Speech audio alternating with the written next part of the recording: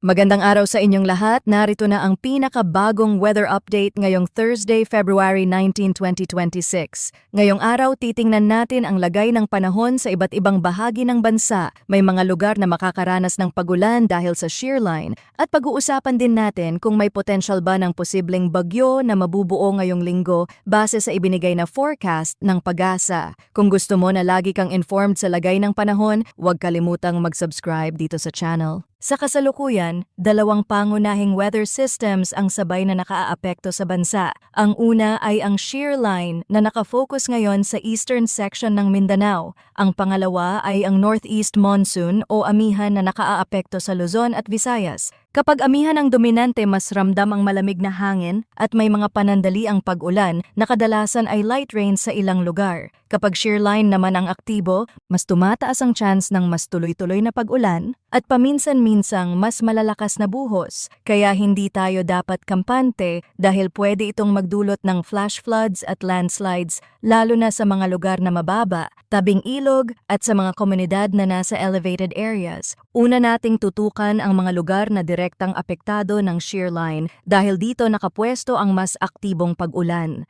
Sakop nito ang Caraga, Davao Region, Northern Mindanao, Soxargen, Eastern Samar, Samar, Biliran, Leyte, Southern Leyte, Cebu, Bohol, Basilan, Sulu, at Tawi-Tawi. Sa mga lugar na ito, inaasahan ang maulap na kalangitan na may scattered rains at isolated thunderstorms. Sa simpleng paliwanag, may mga oras na uulan sa ilang area, may mga oras na hihina o titila sandali, tapos pwedeng bumalik ang ulan at sa ilang pagkakataon may thunderstorm na may kasamang kulog at kidlat. Para sa Caraga, Northern Mindanao, Soxargen at Davao Region, ang paalala ay bantayan ang mga ilog, sapa at mga lugar na mabilis bahain, lalo na kapag tuloy-tuloy ang ulan sa loob ng ilang oras. Sa ganitong setup, pwedeng magkaroon ng mabilis na pagtaas ng tubig, kaya mainam na umiwas sa mga delikadong tawiran at huwag ipagsapalaran ang biyahe kung malakas ang buhos. Para sa mga nasa Visayas naman, lalo na sa Eastern Samar, Biliran, Leyte, Southern Leyte, Cebu at Bohol,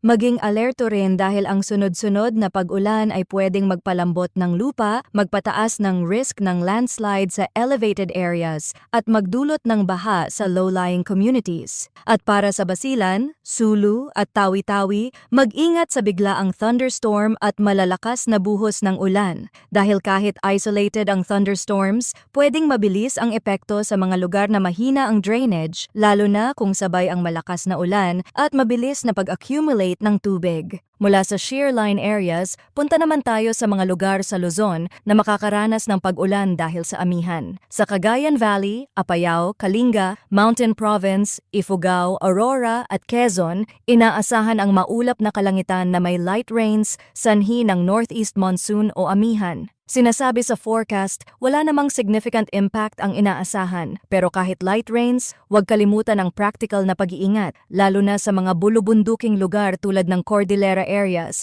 dahil pwedeng dumulas ang kalsada at bumaba ang visibility lalo na kung may fog. Sa Aurora at Quezon, asahan din ang panandaliang pag-ulan at mas malamig na simoy ng hangin, lalo na sa gabi at madaling araw. Kaya kung maagang bibiyahe, maghanda sa mas preskong kondisyon at minsan ay maulap na paligid. Para naman sa natitirang bahagi ng Mindanao, partly cloudy to cloudy skies ang inaasahan na may isolated rain showers o thunderstorms at ang sanhi nito ay localized thunderstorm. Dito mahalagang maintindihan na ang localized thunderstorm ay pwedeng mangyari kahit hindi direktang sakop ng shear line. Pwedeng tahimik ang umaga at mukhang okay ang panahon, pero bandang hapon biglang didilim ang ulap at bubuhos ang ulan sa isang area. At kapag severe thunderstorm ang tumama, posible ang flash floods at landslides, kaya kung makakita kayo ng mabilis na pagdilim, makaranas ng bugso ng hangin, at marinig ang sunod-sunod na kulog, mas mabuting maghanda, umiwas sa open areas, at bantayan ang mga daluyan ng tubig, lalo na kung ang lugar ay kilalang mabilis bahain.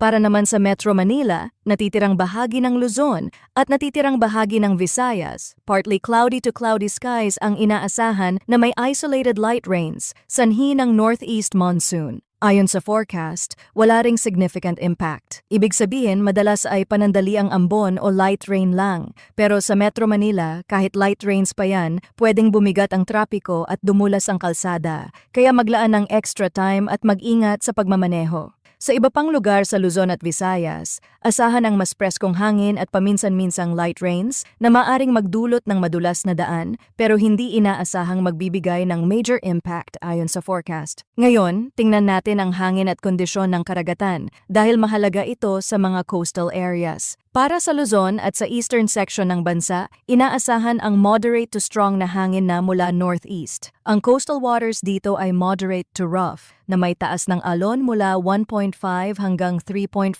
meters. Sa ganitong kondisyon, mas delikado ito para sa maliliit na bangka at sa mga pumapalaot. Kaya kung nasa baybayin kayo ng Luzon o sa mga eastern coastal areas, iwasan ang unnecessary na paglayag at sumunod sa abiso ng lokal na awtoridad. Kung may planong sea travel, i-check ang mga advisories dahil may mga pagkakataon na pwedeng kanselahin ang biyahe kapag mas lumala ang alon. Para naman sa natitirang bahagi ng bansa, light to moderate ang hangin na mula northeast to east. Ang coastal waters ay slight to moderate na may taas ng alon mula 0.6 hanggang 2.5 meters. Kahit mas banayad ito kumpara sa moderate to rough, tandaan na pwedeng magbago ang kondisyon lalo na kung may thunderstorms. Kaya para sa maliliit na sasakyang pandagat, patuloy na mag-ingat at huwag maging kampante kapag pabago-bago ang hangin at ulan. May inilabas ding heavy rainfall outlook dahil sa shear line at ito ang bahagi na dapat talagang seryosohin ng mga apektadong lugar. Ngayong araw, inaasahan ang heavy rainfall sa range na 50 to 100 millimeters sa Dinagat Islands, Surigao del Norte, Surigao del Sur, Agusan del Norte, Agusan del Sur, Davao Oriental, Davao de Oro at Davao del Norte. Ito ay indikasyon na may posibilidad ng malalakas na buhos na pwedeng tumagal o pabalik-balik sa loob ng araw, kaya mataas ang risk ng pagbaha at pagguho ng lupa, lalo na sa mabababang lugar at sa mga mountain slopes. Kung kayo ay nasa mga probinsyang ito, bantayan ang antas ng tubig, mag-ingat sa mga kalsadang madaling bahain at iwasan ang mga lugar na kilalang delikado kapag malakas ang ulan. Bukas, inaasahan din ang 50 to 100 millimeters na heavy rainfall sa Eastern Samar, Leyte, Southern Leyte, Dinagat Islands, Surigao del Norte, Surigao del Sur, Agusan del Norte at Agusan del Sur. May dagdag pang paalala na pwedeng mas mataas pa ang aktwal na ulan sa mga mountainous at elevated areas at posibleng mas lumala ang epekto dahil sa significant antecedent rainfall. Sa madaling paliwanag, kung malakas na ang mga naunang pag-ulan at basang-basa na ang lupa, mas mabilis itong lumambot at mas madali ang pagguho o pagragasa ng tubig, kaya mas kailangan ang pagbabantay, lalo na sa mga nasa gilid ng bundok, mga landslide-prone areas, at mga komunidad na malapit sa daluyan ng tubig. Sa latest Tropical Cyclone Threat Potential Update na inilabas ng PAGASA, para makita kung may potential ba ng bagyo ngayong linggo. Sa Week 1, mula February 18 hanggang February 24, 2026, ang update ay wala munang TC-like vortex o TCLV sa loob ng Philippine Area of Responsibility o PAR. Pero ayon sa model forecasts, inaasahang mabubuo ang TCLV-1 sa silangan ng Mindanao at mababa ang possibility na maging tropical cyclone ito sa Week 1. Ibig sabihin, may posibleng disturbance east of Mindanao, pero low possibility pa rin na maging ganap na bagyo. Kahit mababa ang possibility, binanggit din na pwede itong magdagdag ng moisture at magpalakas ng pag-ulan sa eastern Mindanao at mga kalapit na lugar, lalo na kung sasabay sa shear line at sa mga sistemang nagdadala ng ulan. Para naman sa Week 2, mula February 25 hanggang March 3, ang forecast ay may slim chance ng TCLV formation sa Philippine Maritime Domain, kaya mababa ang likelihood ng tropical cyclone development. Sa madaling salita, wala pang malinaw na senyales ng malakas na bagyo, pero tuloy ang monitoring dahil pwedeng magbago ang kondisyon sa karagatan. Kaya manatiling updated sa mga susunod pang bulletin para makita kung may pagbabago sa chance ng development at para makapaghanda kung kinakailangan. Manatiling nakatutok dito sa ating channel para sa pinakabagong update tungkol sa lagay ng panahon. Maraming salamat sa inyong panonood mga kababayan.